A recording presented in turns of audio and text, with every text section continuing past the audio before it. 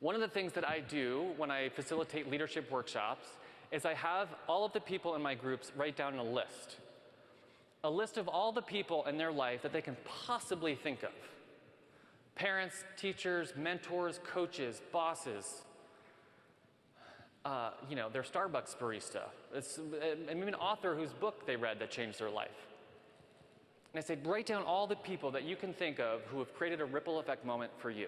Someone who's did something, said something, shared something with you that had a profound impact on you. And so I was doing this with a group last summer in Philadelphia, and a group of about 25 leaders at a biopharmaceutical company. And everybody writes their list, and then we're debriefing our lists.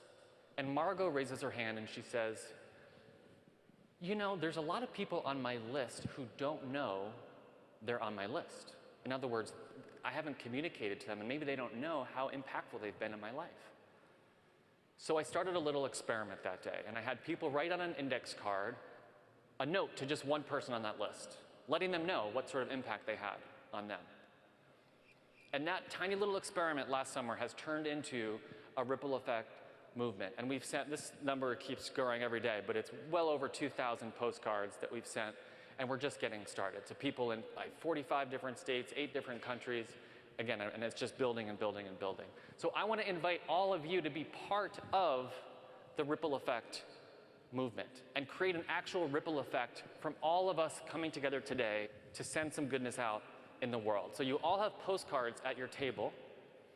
And so I invite you to take 3-4 minutes right now to actually think about someone meaningful, maybe someone who believed in you when you didn't believe enough in yourself. Maybe someone who created an opportunity for you, gave you a job when you didn't feel ready for it. Maybe someone who said something to you that really shifted your perspective on life or the world or the way you see yourself. And we're going to do that right now. And I know it's we're 2025 here. We don't send mail, so we don't have addresses. But do what you can to find the address, stalk them online, text them if you have to. And if you really can't find an address and you really want to communicate with that person, there is a QR code that'll take you to a digital version. But I really encourage you to take the time to write the postcard. I will collect them at the end of the day. My team will stamp them, we'll send them in the mail, and we'll actually put them out because there's a lot of friction with mail, but I'll reduce all the friction for you, okay? So all we got to do is spend a few minutes, write a note to somebody, and then we'll come back here and we'll close this out. Okay, you may not have finished, that's okay. Please take the time that you have after this, write your postcard.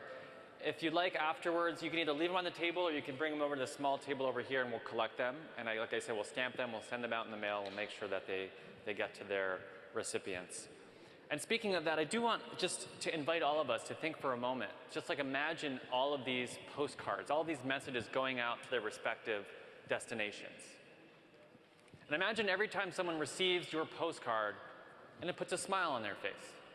Every time someone receives a postcard and it turns a not so good day right around.